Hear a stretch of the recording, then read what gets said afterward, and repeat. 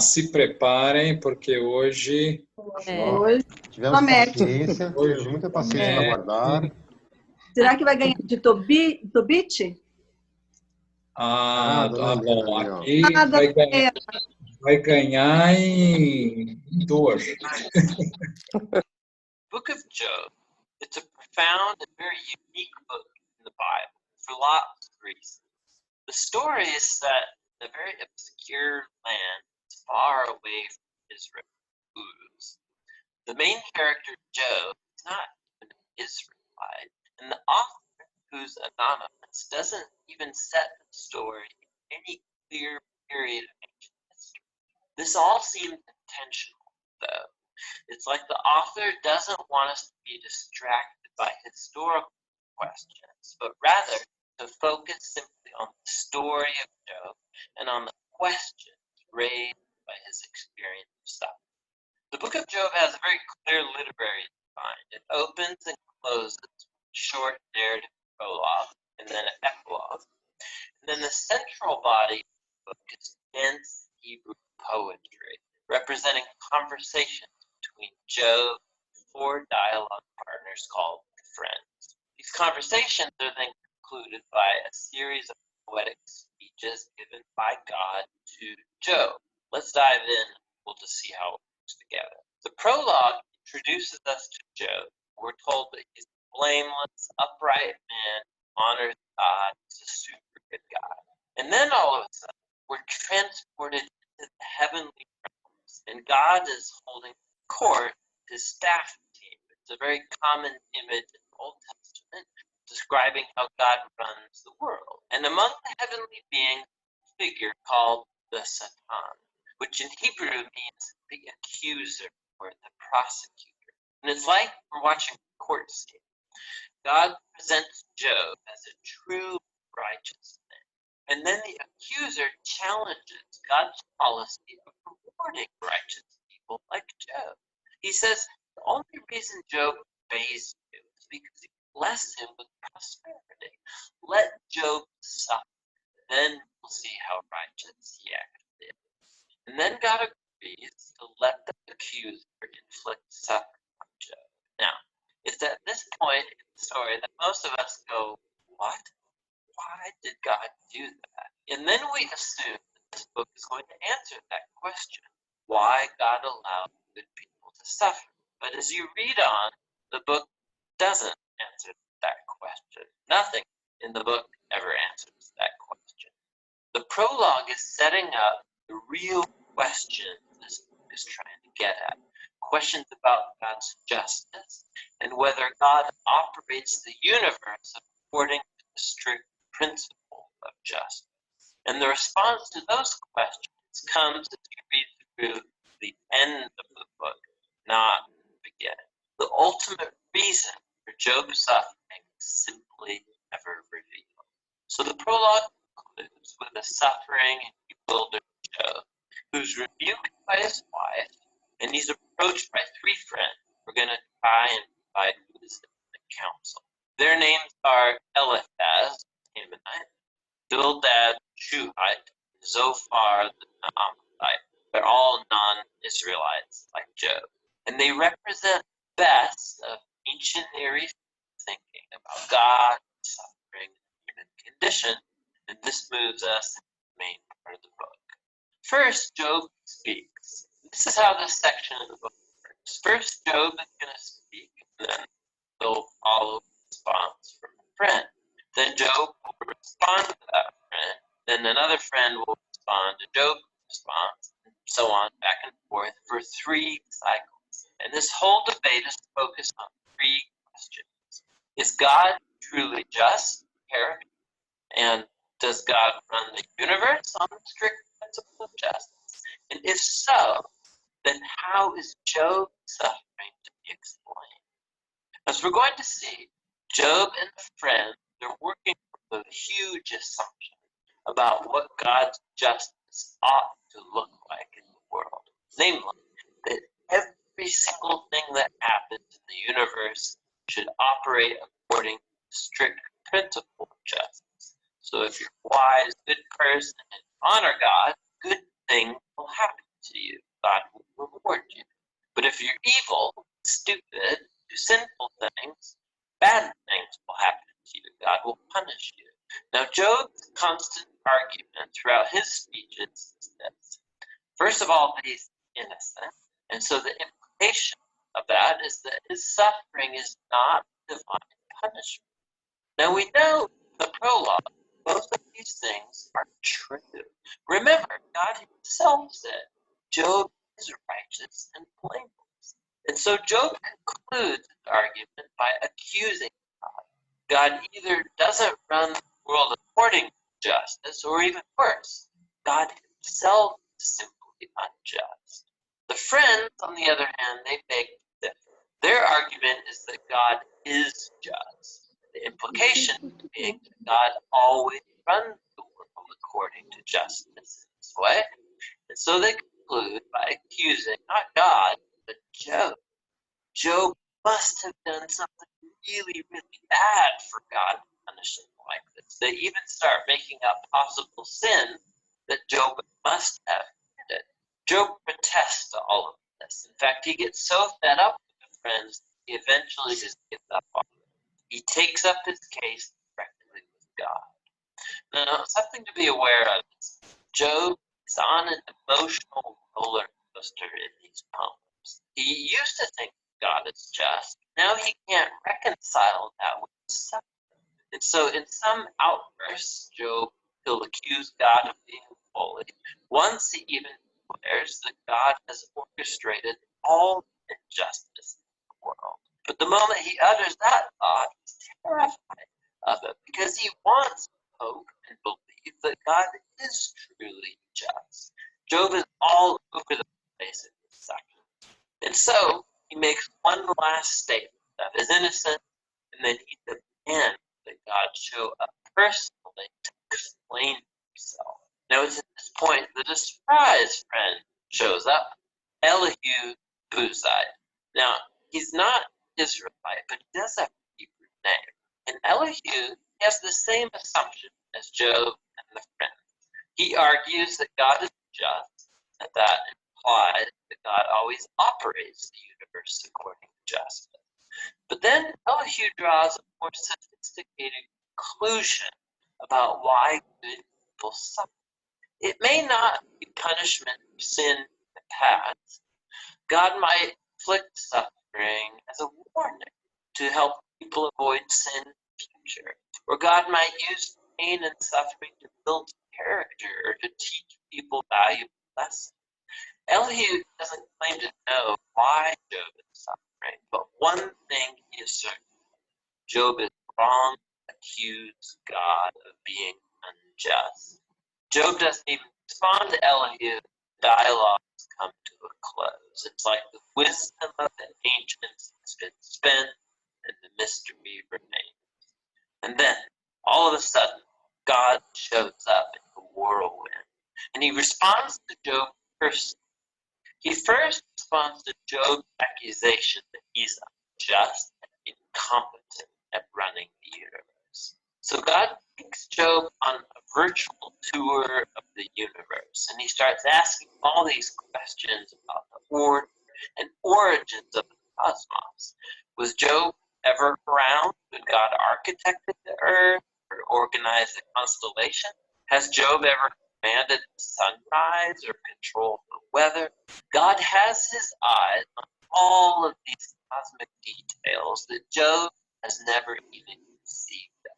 Then God starts going into detail, describing the grazing habits of mountain goats and how deer birth, or the feeding patterns of lions and wild donkeys. What's the point of all this? Remember the assumption of Job and his friends about what it looks like God run the world according to justice. Underneath that assumption is a deeper one, that Job and his friends have a wide enough perspective on life to make such a claim about how God ought to run the world. And God's response with this virtual tour deconstructs all of the assumptions. It first of all shows that the universe is a vast, complex place, and that God has his eyes on all of them, every day. Job, on the other hand, has only a small horizon of his life experience to draw from. His view of the world is very limited. And so what looks like divine injustice, from Job's point of view, needs to be seen in an infinitely larger context. Job is simply not in a position to make such a huge accusation about God. After the virtual tour, God asks Job if he, like, micromanage the world for a day, according to the strict principle of justice that Job and his friends assume, punishing every evil deed of every person at every moment with precise retribution. The fact is that carrying out justice in a world like ours is extremely complex. It's never black and white, like Job's friends seem to think. Which leads to God's lesson.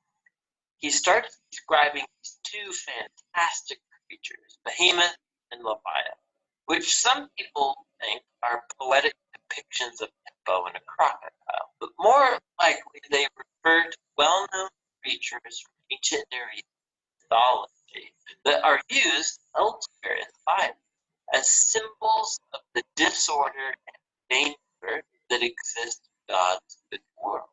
These creatures, they're not evil. God's actually quite proud of them, but they're not safe either.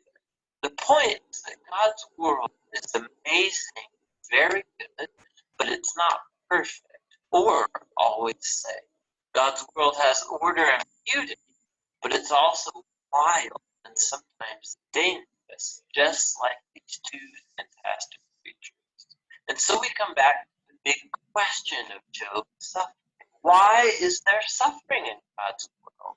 Whether it's from earthquakes or wild animals or other humans, God doesn't explain it. What he says is that we live in an extreme, complex, amazing world that at this stage, at least, is not designed to prevent suffering.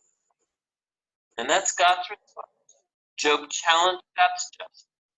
God responds that Job doesn't have sufficient knowledge about our universe to make such a claim. Job demanded a full explanation from God, and what God asked Job for is trust in his wisdom and character. And so, Job responds with humility and repentance. He apologizes for accusing God, and he acknowledges that he overstepped his bounds. Then all of a sudden, the book concludes with a short epilogue. First, God says that the friends were wrong, that their ideas about God's justice were just too simple, not true to the complexity of the world or God's wisdom. And then God says that Job has spoken right about it. Now this is surprising, because it can't apply to everything Job said. I mean, we know Job drew hasty, wrong conclusions, but God still approves of Job's wrestling, how Job came honestly before God, all of emotion and pain, and simply wanted to talk to God himself. And God says that's the right way to process through all of this, through the struggle of prayer. The book concludes Job having his health, his family as well, all restored, not as a reward for good behavior, but simply as a generous gift of God. And that's the end of the book. So the book of Job doesn't unlock the puzzle of why bad things happen to good people. Rather, it does invite us to trust God's wisdom when we do encounter suffering, rather than try and figure out reasons for it. When we search for reasons, we tend to either simplify God like a friend, or like Job, accuse God, but based on limited evidence. And so the book is inviting us to honestly bring our pain and our grief to God, and to trust that God actually cares and that he knows what he's doing. And that the book of Job is all about. Muito bem. Então, uma primeira vista aqui do livro de Jó. Interessante, né? Eu vendo a perspectiva que nós conhecemos, que eu conheço, que a igreja fala dessa história e vendo o que ele comenta aí, essas pessoas aí desse projeto, Bible Project, é interessante ver que eles fazem uma interpretação. Eles não só contam a história, né, do que ocorreu, que de fato, se você pegar ali o livro de Jó, você vai ver a história que ocorreu num período de tempo da sua vida. E vai tendo fatos, né? Aparece aquele animal, aquele outro, e por que apareceu, por que esse animal, aquele outro? Você vê que ele faz uma interpretação, né? Uma interpretação nesse sentido de que esse mundo é selvagem, ao mesmo tempo inseguro, não é? E não está escrito isso no livro de Jó. Isso é uma forma que eles têm de explicar esses animais, por exemplo, né? Depois outras coisas, interpretação que ele dá com relação a esse final, né, do livro, de que um mundo simplificado, um mundo mais complexo, que não tem uma resposta, enfim. Por isso é interessante ler o livro. Aqui a gente fica com uma imagem que é uma ideia, mas uma ideia já com uma visão particular. Vamos começar lendo o livro de Jó, porque já o início dele é muito impactante. Aí vocês vão ter ideia do que ele passou. Então vamos lá. Deixa eu aqui pegar o livro. Olá. Começa assim. Havia na terra de Uz um homem chamado Jó, íntegro, reto, que temia a Deus e fugia do mal. Nasceram-lhe 7 filhos e 3 filhas. Possuía, presta atenção, 7.000 ovelhas, 3.000 camelos, 500 juntas de bois, 500 jumentas e uma grande quantidade de escravos. Então, veja só, enfim, tudo que possuía Jó. Você vê que era um homem realmente rico. Este homem era o mais considerado entre todos os homens do Oriente. Seus filhos tinham o costume de ir à casa uns dos outros, alternadamente, para se banquetearem e convidavam suas 3 irmãs para comer e beberem com eles. Quando acabava a série dos dias de banquetes, Jó mandava chamar seus filhos para purificá-los. E na manhã do dia seguinte oferecia um holocausto por intenção de cada um deles. Porque dizia ele, talvez meus filhos tenham pecado e amaldiçoado Deus nos seus corações. Assim fazia Jó cada vez. Então, não diz aqui se os filhos, ao fazer esse banquete, faziam algo errado, né? Mas o que diz é que Jó, preocupado se eles tivessem ofendido em algo a Deus, ele oferecia, então, um holocausto por intenção de cada um deles. Um dia em que os filhos de Deus se apresentaram diante do Senhor, veio também Satanás entre eles. O Senhor disse-lhe, de onde vens tu? Andei dando volta pelo mundo, disse Satanás, e passeando por ele. O Senhor disse-lhe, notaste o meu servo Jó? Não há ninguém igual a ele na terra. Íntegro, reto, temente a Deus, afastado do mal. Mas Satanás respondeu ao Senhor, é a troco de nada que Jó teme a Deus? Não cercaste como de uma muralha a sua pessoa, a sua casa e todos os seus bens? Abençoas tudo quanto ele faz, e seus rebanhos cobrem toda a região. mas estende a tua mão e toque em tudo que ele possui. Juro-te que te amaldiçoará na tua face. Pois bem, respondeu o Senhor, tudo que ele tem está em teu poder, mas não estendas a tua mão contra a sua pessoa. E Satanás saiu da presença do Senhor. Então, olha só, Deus permitiu a Satanás que o provasse, poupando-lhe apenas a vida. E aqui também interessante, né, que essa conversa de Satanás com Deus, de que o Jó era essa pessoa íntegra, boa, porque no fundo tinha tudo do bom e do melhor, porque na vida dele tudo dava certo, não é? O que a gente vê é que quanto mais dá certo a vida de uma pessoa, mais ela se afasta de Deus. Costuma ser o contrário, né? Quando as pessoas têm tudo e tal, acabam caindo no materialismo, colocando o seu coração nas coisas da terra e se afastando bastante de Deus. Mas enfim, né? Vamos em frente. Ora, um dia em que os filhos e filhas de Jó estavam à mesa e bebiam vinho em casa de seu irmão mais velho, um mensageiro veio dizer a Jó: os bois lavravam e as jumentas pastavam perto deles. De repente apareceram os sabeus e levaram tudo. E passaram à espada os escravos. Só eu consegui escapar para te trazer a notícia. Estando ele ainda a falar, veio outro e disse: o fogo de Deus caiu do céu, queimou, consumiu as ovelhas e os escravos. Só eu consegui escapar para te trazer a notícia.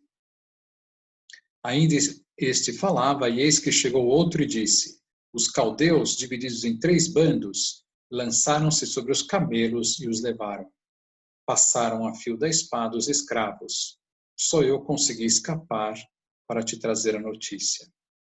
Ainda este estava falando, e eis que entrou outro e disse: teus filhos e filhas estavam comendo e bebendo vinho em casa do irmão mais velho, quando um furacão se levantou de repente do deserto, abalou os 4 cantos da casa, e esta desabou sobre os jovens. Morreram todos. Só eu consegui escapar para te trazer a notícia.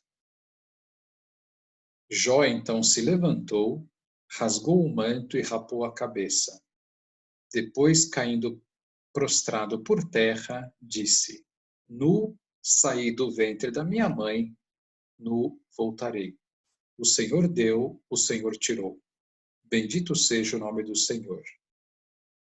Em tudo isso, Jó não cometeu pecado algum, nem proferiu contra Deus blasfêmia alguma.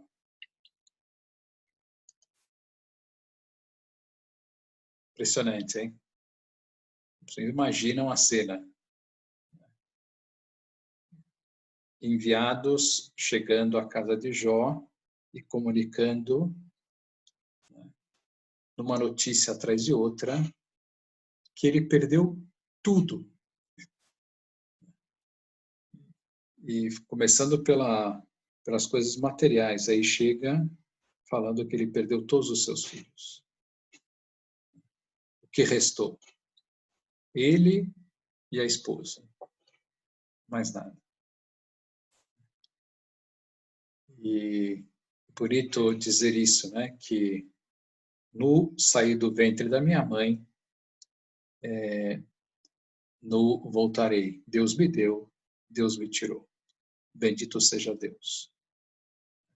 Mas vai começar um grande sofrimento, não é que ele recebe essa notícia, mas depois vai, principalmente porque, vamos ver aqui a continuação.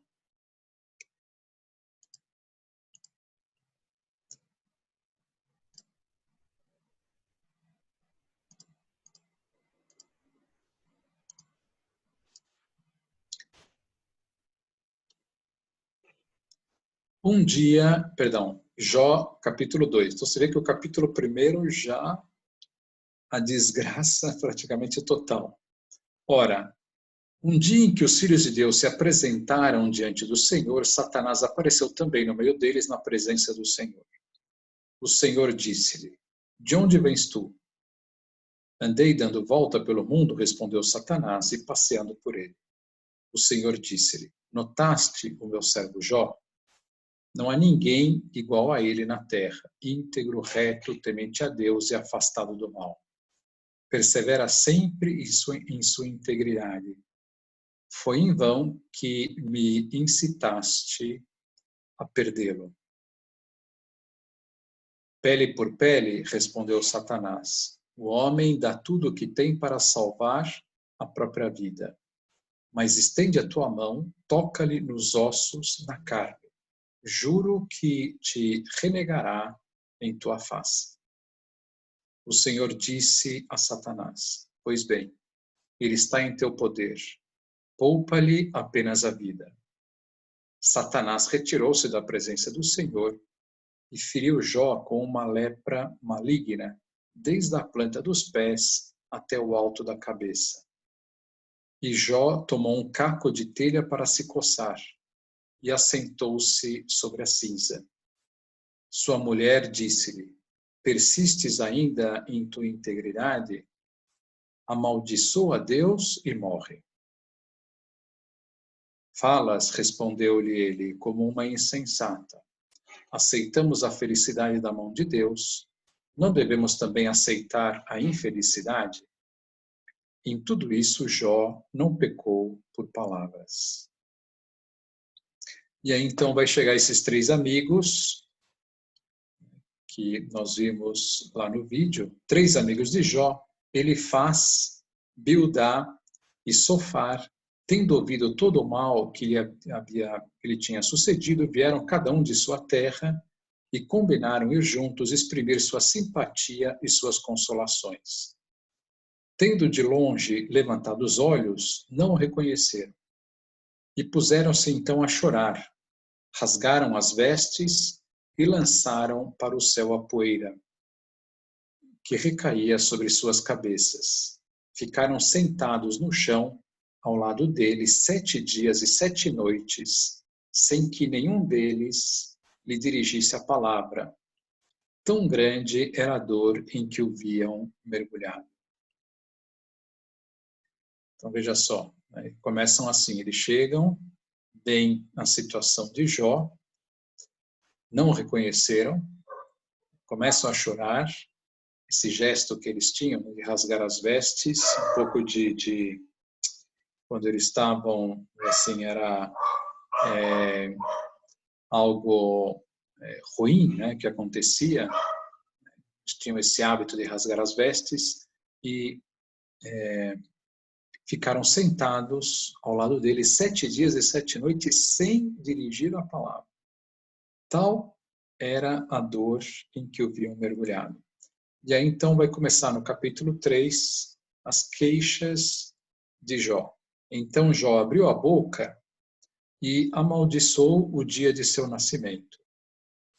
Jó falou nestes termos: pereça o dia em que nasci, a noite em que foi dito.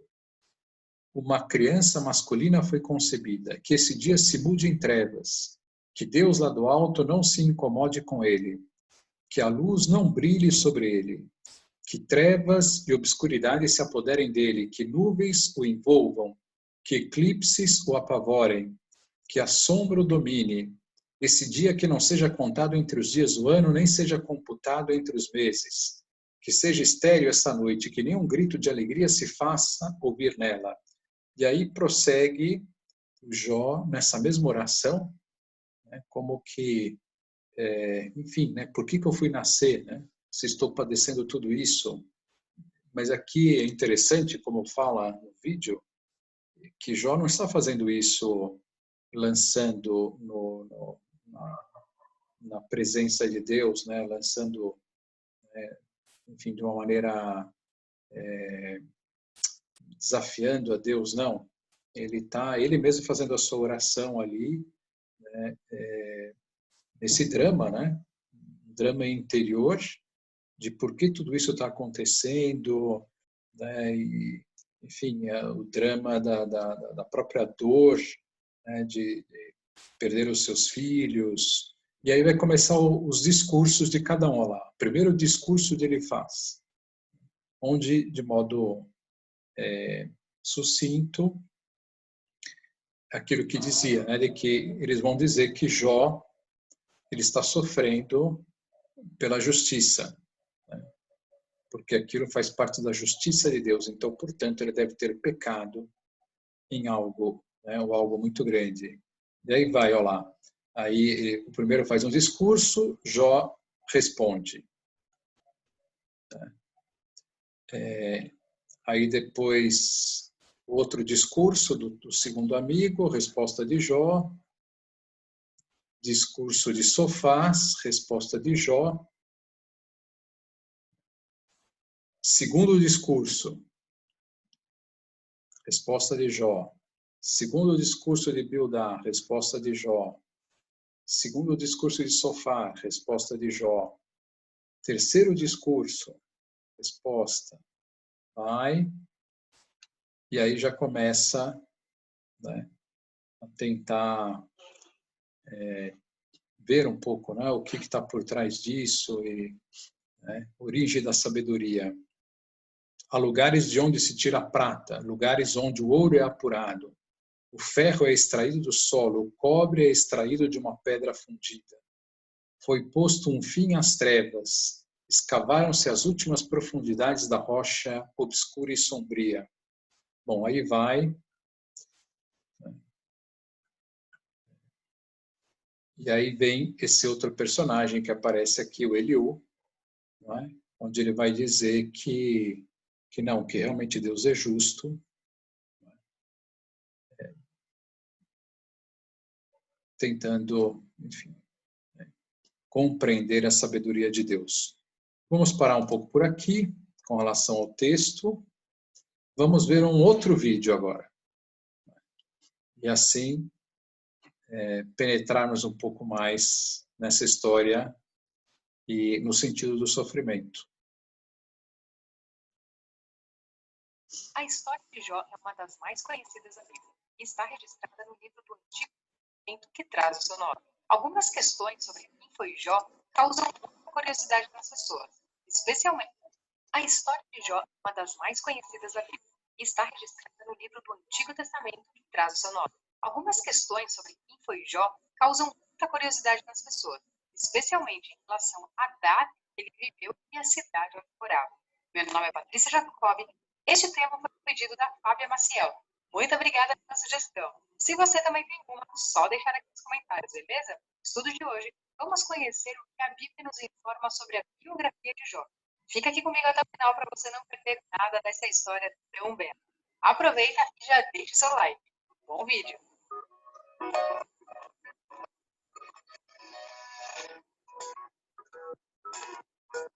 Afinal, quem foi Jó? Segundo Jó, capítulo 1, versículo 3, ele era o homem mais rico do Oriente. Ele viveu na terra de Uz. A localização da cidade é incerta, porém uma das possibilidades mais aceitas dos estudiosos é que Uz ficava em uma região a leste de Judá, e talvez fronteiriça com o deserto. Porém, era uma terra propícia para a criação de gado e agricultura. A Bíblia nos diz que Jó era íntegro, reto e temente a Deus. A prova da fidelidade de Jó pode ser vista na afirmação de que ele desviava-se do mal. O próprio Deus testemunhou que Jó era o homem mais piedoso e correto que viveu na terra em sua geração. Jó inicialmente tinha 7 filhos e 3 filhas. Porém, no total, ele foi pai de 20 filhas, pois os 10 primeiros filhos morreram durante um período de intenso sofrimento ao qual ele foi submetido. Mas depois, ele concedeu que fosse pai de outros 10 filhos. Jó era casado, apesar da Bíblia não revelar o nome da sua esposa. Jó era um pai que se preocupava com o bem-estar dos seus filhos. E continuamente ele orava e buscava Deus de madrugada, consagrando seus filhos ao Senhor e oferecendo sacrifícios em nome deles. Então, em qual época ocorreu a história de Jó? Essa pergunta é muito difícil de responder, pois não há como determinar com certeza quem foi o autor do livro que traz o seu nome, nem mesmo a data em que foi escrito. A melhor probabilidade é que Jó tenha vivido na era patriarcal. Pelo menos é isso que alguns detalhes biográficos sobre ele parecem sugerir, como, por exemplo, o fato de ele ter vivido cerca de 2 séculos, e o papel que desempenhava semelhante ao de Abraão, sacerdote da família. Num certo dia, houve uma reunião nas regiões celestiais, e os filhos de Deus foram se apresentar perante o Senhor. A melhor interpretação sobre a expressão filhos de Deus nesse texto é de que se trata dos anjos. No entanto, no meio deles também estava Satanás, que havia vindo de rodear a terra e passear por ela. Então Deus perguntou se Satanás havia observado Jó. Diante do testemunho dado por Deus da fidelidade de Jó, Satanás sugere que toda a sua integridade se devia ao fato de Jó ser abençoado por Deus e possuir tantos bens quanto desejava. Em outras palavras, Satanás estava acusando Jó de ser uma pessoa interesseira, de modo que a sua fidelidade estava condicionada aos bens que Deus havia lhe concedido possuir, que se caso tudo aquilo lhe fosse tirado, certamente Jó blasfemaria contra Deus. Será? Então o Senhor permitiu que Satanás submetesse Jó a um teste, podendo tocar em tudo o que possuía, exceto em sua vida. Com a permissão de Deus, Jó perdeu todos os seus gados, os seus servos foram mortos a fio da espada. Como se não bastasse tudo isso, os filhos que estavam todos reunidos na casa de seu primogênito correram quando um grande vento soprou sobre a casa em que estavam e a casa caiu sobre eles. Diante de tanto sofrimento, Jó rasgou as suas vestes, raspou sua cabeça, lançou sobre a terra e adorou.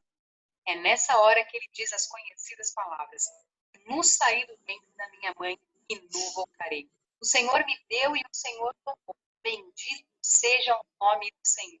Mais uma vez, os filhos de Deus se apresentaram diante do Senhor. E no meio deles estava novamente Satanás. Outra vez o Senhor perguntou a ele sobre Jó. Dessa vez ele afirmou que Jó não havia blasfemado contra Deus, porque ainda desfrutava de saúde. Então, Deus permitiu que Satanás tocasse na saúde de Jó de forma que só não poderia matá-lo. Assim, Jó foi acometido por uma terrível enfermidade. Ele foi ferido por feridas malignas, desde a ponta do pé ao alto da cabeça. Ao ver o marido imerso em tanto sofrimento, a mulher de Jó aconselhou a apressar o inevitável e a amaldiçoar a Deus. A resposta de Jó para sua mulher foi de que ele estava falando com qualquer dúvida. O termo hebraico, traduzido como doida, possui um sentido de infidelidade e apostasia. Ou seja, Jó lhe disse que ela estava falando com uma pessoa infiel diante de um Deus, que assim como derramou sobre eles o bem, também poderia derramar aquele mal temporal, sem com isso ser injusto. Segundo o texto bíblico, Jó foi visitado por 3 amigos: Elifaz, Bildade e Zofar. Estes amigos também eram sábios e ricos, pertenciam a uma posição social semelhante a de Jó. Os 3 homens foram ter com Jó para consolá-lo. Então se compadeceram e choraram. Rasgaram cada um seu manto e lançaram pó sobre a cabeça. Eles ficaram com Jó durante 7 dias e 7 noites sem dizer uma única palavra, tamanho sofrimento. Depois que o silêncio foi rompido por Jó, iniciou uma longa e formal discussão entre ele e seus amigos. Com base nessa discussão, podemos perceber que os amigos de Jó começaram a estabelecer uma sequência de discursos com raciocínio de causa e efeito, onde basicamente acusaram Jó de ser culpado por todo aquele sofrimento. Assim, em poucas palavras, podemos dizer que os amigos de Jó o acusaram de ser um adúltero, ladrão, alguém sem hospitalidade e louco. Por fim, eles o exortaram a se arrepender. Nos discursos dos amigos de Jó, podemos perceber toda a insensatez da sabedoria humana. Após as acusações dos amigos de Jó, da sua tentativa de justificar-se, um jovem chamado Eliú chamou a atenção para o papel disciplinador do sofrimento, de modo que o homem não é capaz de compreender tudo o que Deus faz. Depois da grande discussão de Jó com seus amigos, o Senhor, no meio de um redemoinho, falou com Jó. Deus não respondeu às indagações feitas por Jó enquanto debatia com seus amigos. Ao contrário, Deus lhe fez 70 perguntas retóricas, onde toda a sua sabedoria e soberania fizeram que Jó percebesse a sua ignorância. Jó entendeu que bastava apenas confiar em Deus, pois ele tudo pode, e nenhum de seus planos pode ser frustrado. Deus é o Senhor de tudo. Ele governa o universo e não necessita que ninguém lhe aconselhe de nada. Tudo o que ele faz é mediante a sua soberana vontade. Deus também repreendeu os 3 amigos de Jó, dizendo que eles agiram que tinham falado durante a discussão com Jó não havia sido reto. Então o Senhor ordenou que eles fossem ter com Jó e oferecessem um holocausto, e que pela oração de Jó eles não seriam castigados pela loucura que demonstraram. A Bíblia diz que quando Jó orava com seus amigos, o Senhor mudou a sua sorte. Lhe deu o dobro de tudo que antes havia possuído. Jó também teve outros 10 filhos, sendo 7 homens e 3 mulheres. Depois de tudo que ocorreu, Jó viveu 140 anos e vive até a sua 4ª geração. Muito abençoado por Deus, Jó morreu com uma idade muito avançada. Tiago, em sua epístola, se referiu a Jó como um exemplo de paciência em suportar as aflições que lhe atingiram. Se você gostou desse vídeo, inscreva-se no canal, não deixe de compartilhar com seus amigos. Muito bacana, né? Que dom tem essa mulher aí, né?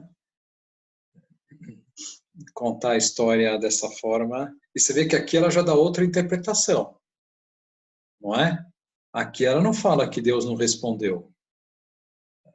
Ela diz que Deus responde, mas de que forma? Podem falar. O que vocês acham? Em primeiro lugar, que de fato é muito difícil entender os pensamentos de Deus, né? Aquilo que nós já vimos. Na verdade, isso está em Isaías, se eu não me engano. Meus pensamentos não são os vossos pensamentos, né? Ou seja, que a sabedoria de Deus ultrapassa enormemente a nossa compreensão. Então, não é num discurso simples lá que você vai explicar tudo o que está acontecendo, né? Ou que vai explicar, enfim, esse fato em concreto como o algo misterioso como a dor, né? A dor é um mistério. Nós dizemos isso, o mistério da dor. O mistério da dor. E se nós dizemos que é o mistério da dor, é porque é algo que excede a nossa capacidade de compreensão. Isso. Padre, acho que foi exatamente... Ai, desculpa. Diga. Não, que foi um pouco também da aulinha que você deu hoje à tarde, que eu participei. Que às vezes a gente né, vai lá, reza, tipo, achando que na primeira oração Deus já vai estar respondendo, né? E não é. Tem que ter essa paciência, esse cultivo. E eu acho que é interessante que como ela interpreta aí disso, né, dessa forma. O importante é confiar em Deus.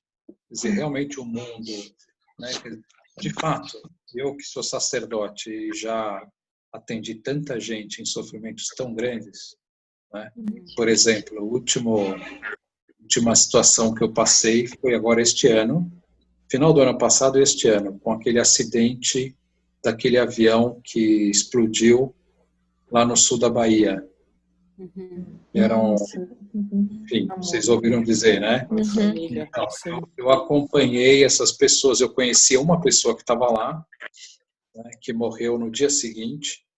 Eu já fiquei sabendo a notícia dela, do estado dela, ainda enquanto ela estava viva e tudo. E aí no dia seguinte recebi a notícia que ela não tinha resistido. E a queimadura, né, dessas pessoas que sobreviveram, terrível. Eu fui acompanhando semanalmente no hospital, né? Por exemplo, a mãe das 2 filhas que morreram, né? Morreu uma filha no dia e a outra filha, que é o que eu conhecia, morreu no dia seguinte. E aí ela falou, Padre Paulo, a única coisa que me dá sentido na vida é o meu neto, né? Porque o neto havia sobrevivido, mas muito queimado, e estava na UTI. Né? Então ela ia todos os dias para o hospital. Imagina, ela, da noite para o dia, perdeu as 2 filhas, né? As 2 que tinha. Então você já fica sem nada para baixo, né? Você fica sem nada, né? Descendência e tal, né? Mas agora tinha um netinho então perdeu a filha mais velha, que tinha esse menino, que estava ainda vivo, e o marido estava muito mal no hospital. O marido dessa filha mais velha.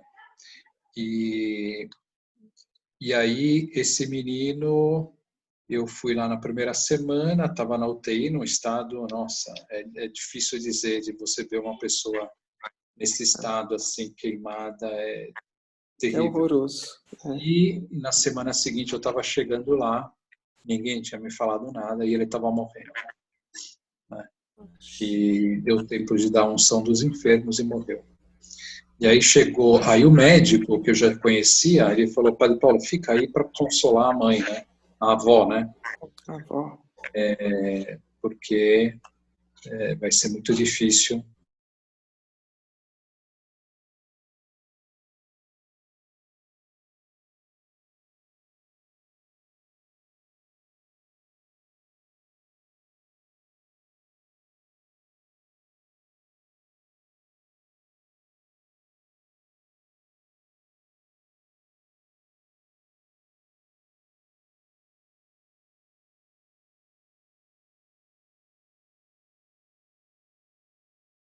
Comprar com Cristo.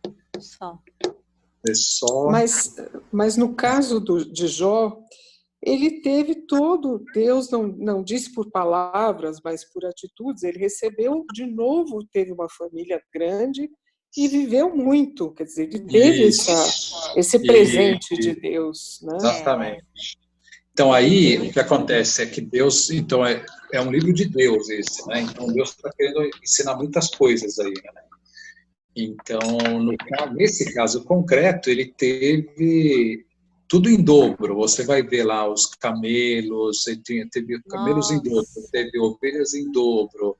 As filhas eram as mais belas de toda a Oriente. Né? Mas, vamos dizer assim, essa prosperidade material nem sempre acontece. Mesmo que a pessoa seja justa, né? O material, é que Deus não está muito preocupado com o material, mas o espiritual, sim, isso sim, a pessoa vai ser recompensada com toda a certeza nesta vida e na outra. Em todo o sofrimento que ela passa, né? No interior ali, né? Porque são muitas as bênçãos que vêm do sofrimento, muitas. Então, a Igreja Católica, ela vai dar várias explicações para o sofrimento. Não é que não tenha explicação. Nós nunca vamos compreender, é um mistério, né? Mas nós podemos falar muitas coisas sobre a dor e o sofrimento. Mas temos que terminar, porque já está na hora. Vamos continuar no sábado, a partir daqui, não é? Entendendo um pouco mais isso. E eu quero acrescentar, na próxima aula, um vídeo interessante, e esse tema de se Deus é mau ou não. Né? Então, esse Deus, entre aspas, mau do Antigo Testamento e o Deus bom do Novo Testamento.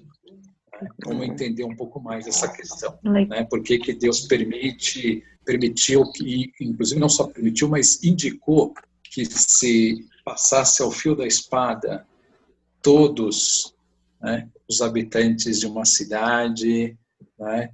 Como compreender um pouco mais, talvez isso seja a coisa mais difícil de entender do Antigo Testamento, né? Todo esse sangue derramado e toda, enfim, né? Essa violência, né? Tá bom? Ficamos por aqui? Já falei do testemunho do Lorival? Não, que é isso? Então, eu conheci no ano de 2017, nos 300 anos de Aparecida, eu estava ouvindo a rádio e vi uma entrevista a um jornalista da Globo, chamado Rodrigo Álvares, que tinha acabado de publicar um livro chamado Milagres. 2017 foi o ano dos 300 anos de Aparecida. Então, este jornalista ele tinha pedido para o santuário de Aparecida se ele podia ter acesso a todo o arquivo histórico de Aparecida. Então, ele teve acesso único e exclusivo. Em todos esses 300 anos, nunca alguém teve acesso a tudo, né? Toda a história, todos os relatos e tal. Então, ele leu mais de 4.000 relatos de milagres. E ele escreveu um livro selecionando 30 milagres, né? Dos quais os primeiros são de pessoas vivas, né? E um deles é do Lorival, que é essa. E aí, quando eu ouvi essa entrevista, eu fui atrás do livro, li o livro, e sabendo que o Lorival estava vivo e ainda outros que estão lá no início do livro estão vivos, eu fui atrás do Lorival e consegui no Facebook, não sei o que, passou o WhatsApp dele e começamos a conversar, né?